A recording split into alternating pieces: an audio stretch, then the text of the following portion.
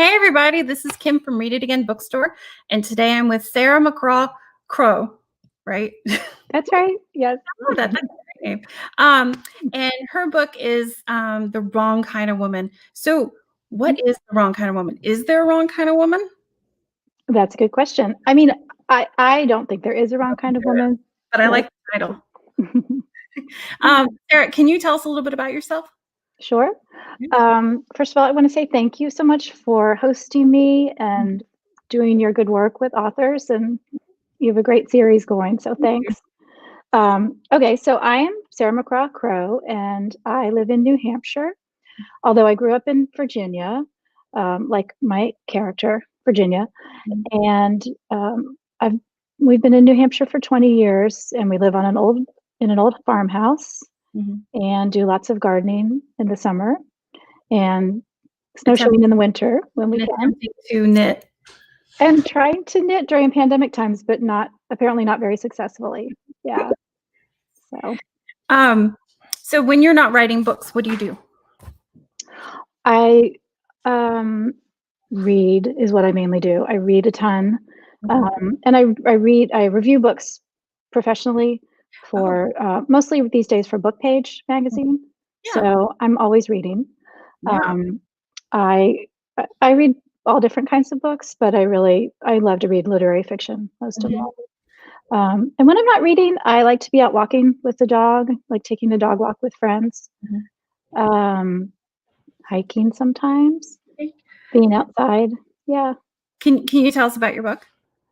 Yeah. So The Wrong Kind of Woman is it's about three people: Virginia, who's a youngish widow, and Rebecca, her almost 14-year-old daughter, and Sam, who is a musically talented but lonely college student. And they're all three grappling with the death of the same person. And this is in 1970, so there's sort of the background pressure of Vietnam War and student strikes and protests and a lot of political division, kind of like today, and the women's movement becoming more prominent. And Virginia, my character Virginia, is at the heart of the story, and she starts to become friends with some women that her husband really didn't like because he was a professor at Clarendon College, which was a small, all-male, pretty traditional college. And Virginia starts to become friends with the four women faculty on campus.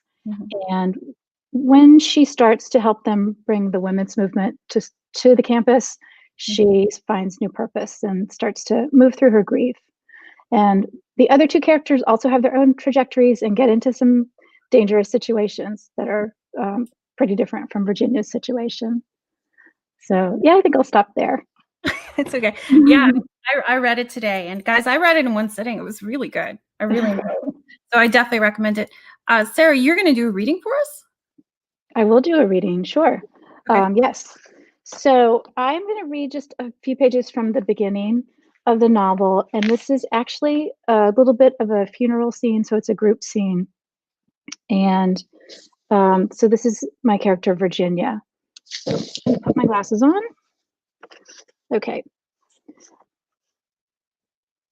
At President Weissman's house, Virginia kept hold of Rebecca.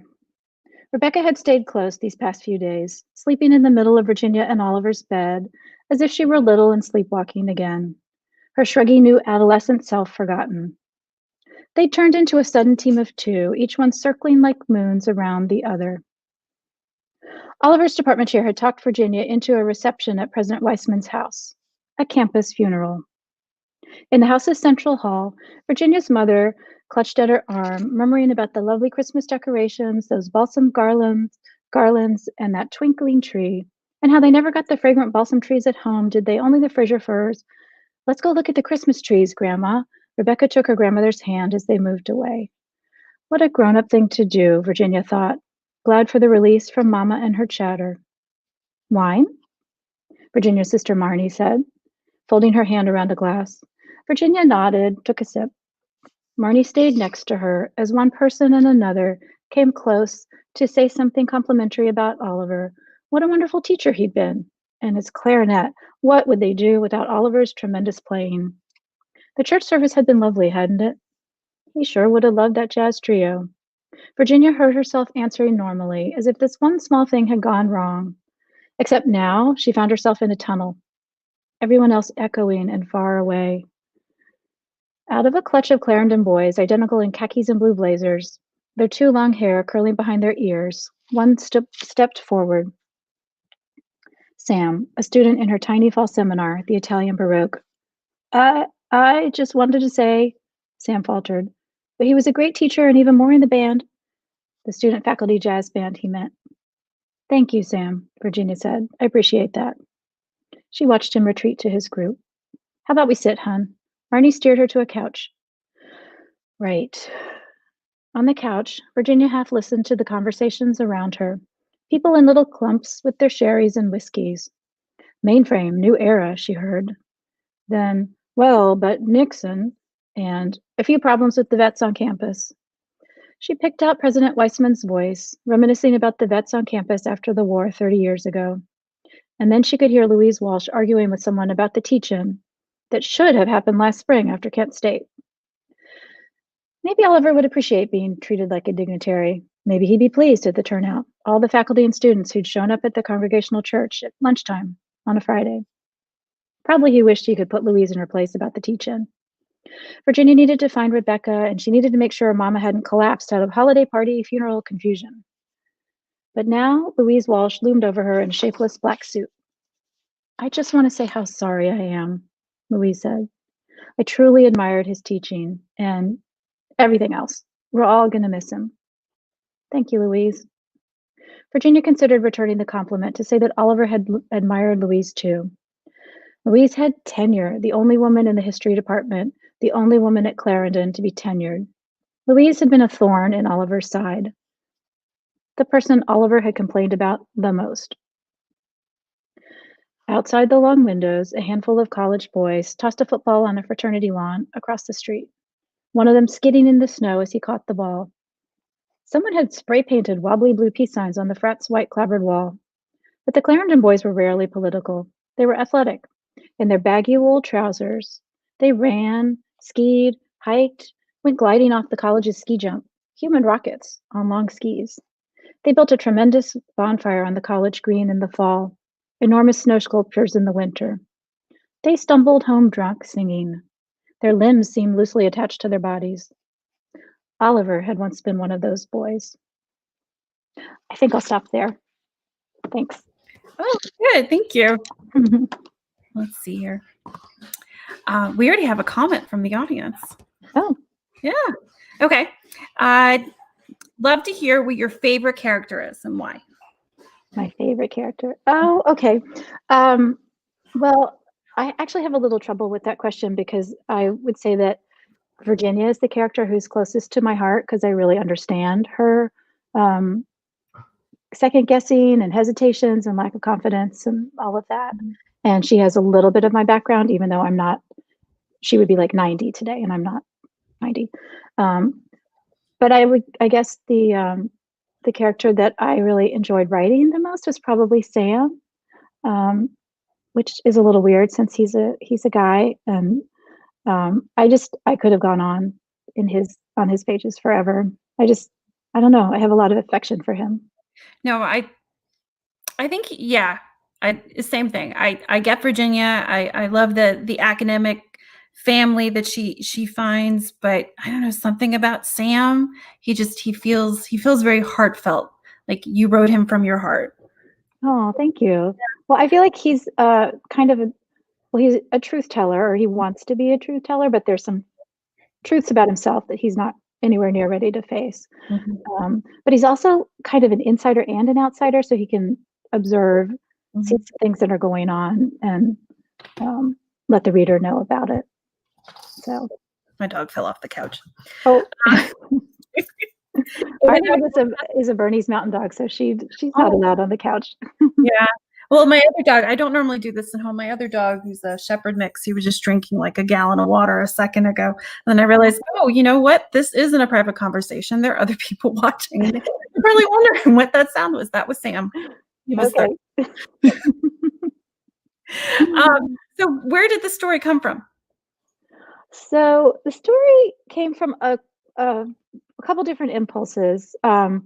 So one is actually, for a long time, I've been interested in women that are Virginia's age, sort of like my mom's generation and a little bit older, and what it was like to be young. If you were, a young person in the late 40s or early 50s, and even into the 60s, what your choices were when you were young, where you could go to college, what kind of job you could have. Mhm. Things were a lot more limited back then.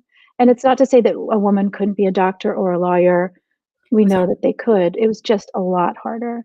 And the Yeah. culture pushed back and families pushed back. It was just um, it was not easy back then. So that was sort of one thing. And then the other was, so I went to Dartmouth, and that was in the 80s. Um, but when I was there were still some sort of remnants of the single sex time, and when it Mhm. was a little more Animal Housey. And I was just kind of curious, what was it like back then? What was it like if you were one of the female exchange students there? What would it be like if you were a woman teaching there or just working there? Um, so that was another kind of question that I'd had for a long time. And then last of all, I really loved the early 70s. I just have this nostalgia for it, and for the pop culture, for the music and the movies and that kind of thing. So, Your yeah. music played a big part in your book. Like your Mhm. then they heard this, and then they were listening to this, and then this song came on, and she didn't necessarily like it, but everybody else did. So did you have fun putting together like a playlist for your book? I did. Had a lot of fun. I put together several playlists for that, and it actually, so 2 things. One is Mhm. that music was sort of a way in for me to that period, to try Mhm. to think about what's the top 40 in 1969 or 1970? What are people listening to? And also on a college campus, there's always a lot of music. It's coming out of the dorm rooms, and kids are going to concerts and that kind of thing. Um, so that I really kind of immersed myself in that, but to the point where I had like too much, and I had to different people who were more like beta readers were like, tone it down, take out take some of that stuff out. So there's still a lot there, but there was even more Well, before. So yeah. I would have enjoyed that. I listened to the audiobook, just the physical book. And by the way, the woman who read it, she did a great job. Highly recommend it. Oh, wonderful. Thank you. Was there a list of songs in the back? There is not a list of songs in the back, but I know that's an interesting idea. I did do a playlist essay for this website called Large Hearted Boy that was really fun, where I just talked about um, some of the songs and Mhm. what they how sort of thematically what they meant in the novel. So, but that's a good idea. Yeah, I Yeah, should that would be like, fun. I know a lot of authors are like, "This is what you should listen to while reading my book," or "This is what I listened to while writing the book." Mhm. And I know that's absolutely Yeah. fascinating because just I think it makes you closer to what you're reading if you're listening to the songs that are mentioned in the book. So, Yeah. No, that's a good idea. yeah, Yeah. maybe when you guys go to paperback. Yeah. Yeah, That's you would should be write. something good to put in with some book club questions. Yeah. Oh, book club question. Mhm. Great. Okay, so if you were gonna write a book club question to put in your book, what would it be? Oh, okay. I guess I would ask, because this has come up in the book clubs that I've been talking to, in pretty much everyone, which is how do things compare, then to now? How are things for women? How are our societies different? What are the parallels and resonances? Because, the early 70s is sort of like the 60s extended, because stuff was still kind of, Mhm. there still was a lot of political division. In 68, Nixon won by kind of a landslide, and you think of the riots and the protests and all of that. And Mhm. then you think of um, women suddenly moving into public office in the early 70s, and you think, okay, we're moving forward. But then here we are 50 years later, and we still have a long way to go. Mhm. So, Mhm. yeah, I would have some kind of question along There's those there's some lines. there's some good interesting parallels between right now and 1970. Hmm. Yeah. Yeah, Yeah. I think so. I mean, there's plenty that's like really not the same at all, because I think back then it was mostly young people were Mhm. out in the streets and their parents were like, "What is going on? Why is their hair so long? Mhm. Why are their jeans all torn up? What is happening?" And Mhm. that division is different today. Mhm. Yeah. My cultural knowledge from this era in media comes primarily from Mad Men and the book Girls Revolt. Okay. Yeah. Um, yeah. I Mhm. don't know Good Girls Revolt, but I that sounds like I one know I Mad should be Men. reading. Yeah, Mad Men, definitely. Well, so that's a good example of, um yeah, that's a good question. I think some of the same things applied, which was as with, um, Madison Avenue, it was an old boys club, Mhm. and academia was as well. It was very hard for women to move forward. Sorry. Even to get a job at a college like Clarendon, there would be almost, not impossible, but pretty tough, and I think tenure would be pretty close to impossible. Was there anybody I mean, when did women start teaching at Dartmouth? Do you know? So there was actually a tenured woman at Dartmouth in the '60s, Wow. and she was a scientist. And I think then the next one came in maybe in like 1969 or 1970. And Dartmouth had a when Dartmouth made the decision to go co-ed, they had a mandate to hire more women. So they did. So that things changed pretty quickly at that point. But in the early '60s, I think for most of those sort of Ivy League type schools, there would not be very many women and even teaching and even fewer with tenure. No, I believe that. Um, I went to Agnes Scott, and I've looked back at because we're a women's college, and I looked back at like old yearbooks and code of ethics. Where you can't have a boy up into your room or even on the floor. And I even remember when I was there in the '90s, you had to yell out every time a guy came onto the floor. You would yell out, "Man on the hall." Yeah. And then when my niece went there, you didn't have to do that anymore. So I was so excited. I was like, "I'm gonna yell at man on the hall," and she looked at me like I was crazy. She's like, "You don't have to do that." Well, it is funny how it was so women's colleges are a whole different, Yeah. um, species than sort of the general thing, but I think there was kind of a sea change between, like, say, 1966 or Mhm. '67 and, say, 1970, where the for women at least, the college, um, culture was like what you're describing, which is no men above the first floor Mhm. or no men in the dorm rooms. They can be in the parlor, Parlor, and dating parlor, there would yeah. be and a house mother and white gloves and that kind of thing. And then by 1970, it's like all bets are off. Everything is completely different. Co-ed dorms and all of Yeah.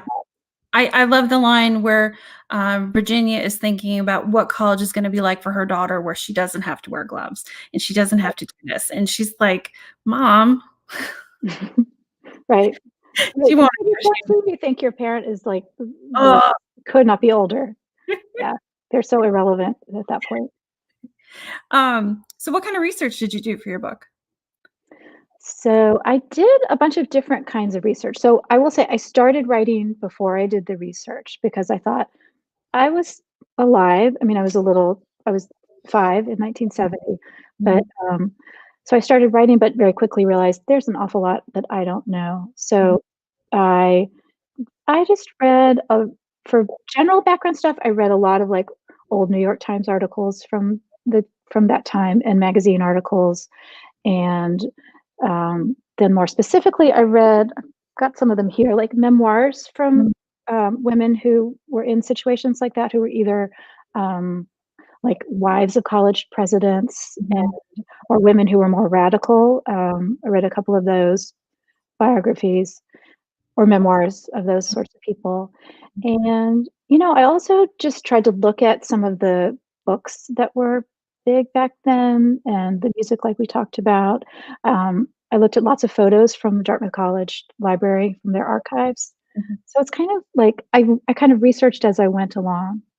And I'm saying that because I previously wrote a novel that didn't sell about the sister of the artist John Singer Sargent, and I Mhm. spent 6 months doing research before I even started to write, Mhm. and that novel never sold, but it did teach me you kinda have to do both at the same time. You have to like start thinking about your story, but also do research because once you learn certain facts that can change your narrative or help build a character. If you know that, so and so is pushing up against the draft, that changes things. Mhm. So, yeah. Yeah. So what are you working on now?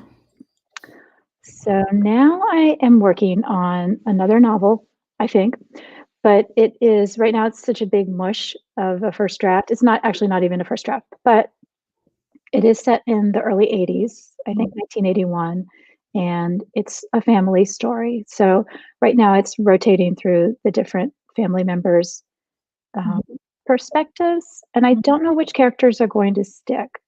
But I do have one character that seems to have some precognition that he's fighting against. So Oh, you got I don't know where this is going. going. What was it like between writing like your first one, or actually that's your second one and your third book? So Like, is uh, it easier with each one? it's funny because some things. Oh, well, I should say the first that um, Emily Sargent Mhm. novel that I worked on, I spent about 8 years on it. So I spent a really long time, and I wasn't working on it like all the time, but I wrote it and revised it and took it Mhm. to classes and conferences and spent a long time on it. And then while that was out, when I was querying agents, I started this other project, which was this project. And that only took, in the end, I think it took about 2.5 years to write. Mhm.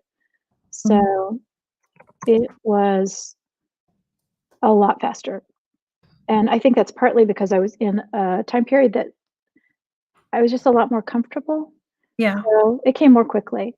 And this one I can't really say because I do have a lot of pages, but I feel like it's a big mess. And um, I know a lot of other debut authors who already have their second book either done or it's out with their agent or it's out with their editor, and I'm very far away from that. Mhm.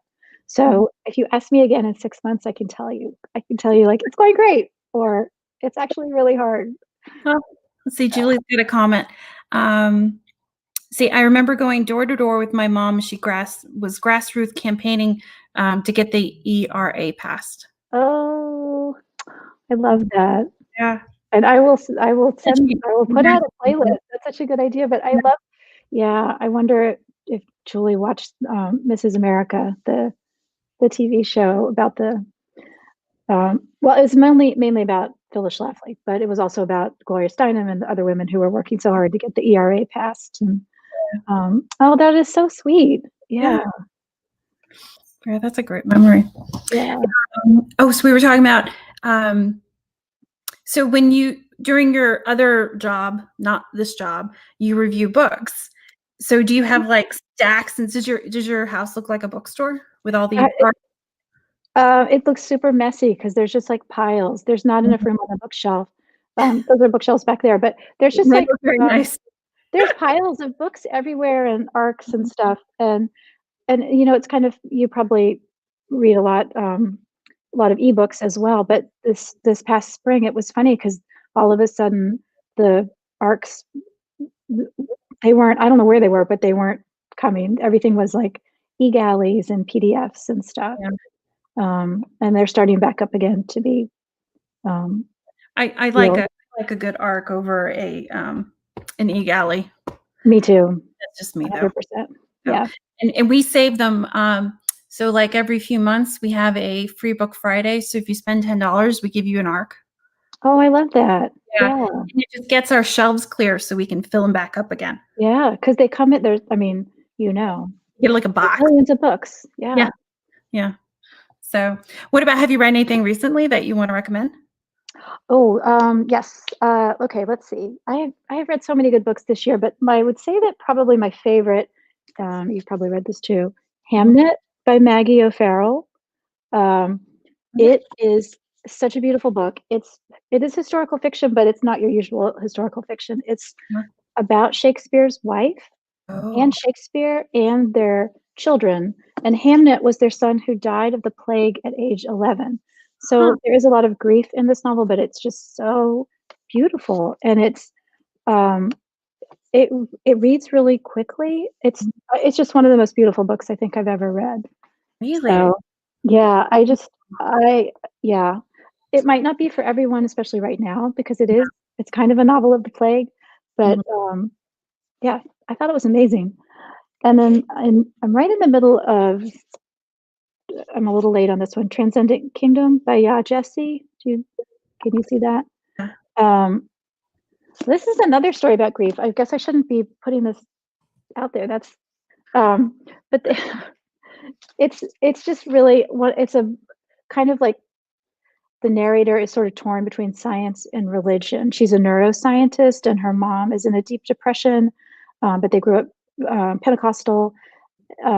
It's just also really, really beautiful. Mm. Um, what else? This is another historical, The Yellow Bird Sings, Oh, I have a copy of Jennifer that. Rosner. Yeah. It's a Holocaust novel, but it actually is very hopeful, also Yeah. very beautifully written. I saw her speak before Yeah, everything went down. Yeah. me too. Yeah, hers came out right in February or March, I think. This is one I'm looking forward to that I just got the Archivist, The I Lost saw Apothecary. yeah, I saw that You know on this one? your, Instagram On my page. Instagram, yeah, I posed the book with Lila the dog. Yeah, this seems like it's more a little more fantastic, I guess. Maybe fantastic's not the right word, but it's historical fiction. Um, and she's a debut author. Um, it's set in London in the 18th century, and the apothecary person is secretly poisoning bad men. It Oh, it's a really interesting premise, but I haven't started it yet. okay. What was the name of that one again? I'm sorry. This last one is The Lost Apothecary by Sarah Penner. Okay. So she's another debut author. Okay. Yeah, I'm putting Yeah. links to our website if anybody's interested. Let's see, that one Ooh. comes out in March. I will definitely add that to my list. Plus, I really like the cover. Isn't it pretty? It's so there's something about it. It's just really evocative, I think. Yeah. Mhm. So Let me do that yeah. one. Let's see here. Let's see, we had another comment. It's buried in here. There it is. Loved Miss America. Oh, me My too. college-age daughter learned about the movement via Mrs. A. Yeah, it's a really good show. It kind of rotates through all the different sort of players of that time. The Gloria Steinem character and Bella Abzug. It has this amazing cast. Sarah Paulson and I can't remember who else is in it, but it's a really great cast. It's just really well done. I think it's on Amazon. Amazon? Um, Okay. I'll have yeah, to look into that. Is yeah. that is that the one where they change, like, different people playing the same people? That didn't make I, sense. I think that's the Gloria Steinem movie called The Glorias. Okay. Yeah, Yes. Glorious. Mhm. yeah, which is also good, but it's a little more like kaleidoscopic and a little weird. And this is much more straightforward. Okay. And Kate Blanchett plays Phyllis Schlafly, Oh, and I she's love really, really good. But um, yeah, it's interesting. let's see here. What question have readers of your book asked you that caught you off guard or surprised you? Julie, you are rocking these questions. Yeah, thank you, Julie. Yeah. One thing that has surprised me, well, many questions have surprised me, but I would say when I've been asked this question a couple of times, which is, what do you want readers to take away from your book? Mhm. And I don't, I've kind of come up with an answer, but I don't really know. I mean, I feel like it's for the reader to decide what they Mhm. take away from the book. I mean, Mhm. mostly I want readers to felt like they've read a good story, that Mhm. they've been sort of entertained or gone on a journey of some sort. Mhm. I mean, I do want people to know, get a sense of what the texture of life was like in the early '70s I felt like I was looking into a window in time.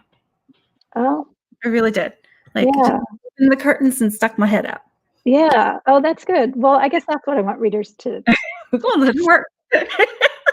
yeah. Good job. Oh, yes, but that's a good question. Yeah. That is a good question. Um, so we talked about who's your least favorite character? Oh, I mean, none of my primary characters are least favorite Yeah. characters because I really enjoyed writing Rebecca's pages too, because Mhm. I can identify with that in between age where you you think you're grown up, but you're so not. You're like kind of a child, and you want to be treated differently, and you end up making really dumb mistakes. And um, so, Well, I mean, how about if you were in a room with which your characters, who would you avoid? And who would you go over to talk to? yeah. Well, I imagine that, like Virginia, I would avoid Louise, who's more of a secondary character. Um, I mean, Virginia she perceives Louise through Oliver's perceptions for a long time. It takes her such a long time to come to see Louise and the other women teachers, the Gang of Four, as people, as her friends. And so, but if I didn't know someone like Louise, I probably would be intimidated too, and I probably would avoid her. I probably would avoid most of the fratty guys. I had plenty of fraternity friends in college, but I think the characters that I've written, I would not want to hang out with them. No. So, yeah, that the frat house just felt like a bad place to go. Like every time somebody went into it, something bad would happen. Yes, they were a little bit more, I guess, symbolic that way. So when you're writing it for like your daughter, you'd be like, frats, don't go there. See, these bad things happen. Yes. Which, okay, watching, my husband was in a very nice fraternity that was very good and had great grades, and they're all stand-up guys. So it's not all frats. No, and that was a long time ago. So yeah, just these fictional frats in the 70s. Yes. in an all boys school where everyone's kind of a little bit bored and kind of going crazy. So things are going to happen. Yeah. Very cool. Well, Sarah, thank you for doing this. When your next book, when you figure that one out, I'd love to have you back. And if you're in Georgia after the pandemic, please come and see us. I would love to. I just love what you're doing for writers and readers, and I would love to, and I hope that can happen. So thank you so much. Oh, thank you. I did read that you used to live in Georgia. Where in Georgia did you live? Oh, well, when I was a little kid. So when my dad was training, we moved around because he was doing his medical training. We lived in Stone Mountain, actually. Oh, okay. So yeah, but only for 1 year. So I have like I was like 7, so I have like little flashes of memory. I loved being there, but I only have like this little. What about Florida? You said you were in Florida too. In Gainesville. Okay. Oh, yeah. Sort of from like college town to college. Yeah. So, because I'm originally from Tampa, so that's not too far. Oh, yeah. Well, thank you so much. Thank you. Let me see here. So, I remember. I haven't done these in a while. Everybody, we have a copy of The Wrong Kind of Woman in stock, but I gotta tell you, it's the right kind of woman, not the wrong kind of woman. In stock, you don't have to buy it from us. We would like you to support us, but as long as you buy it from an independent bookstore, that's cool.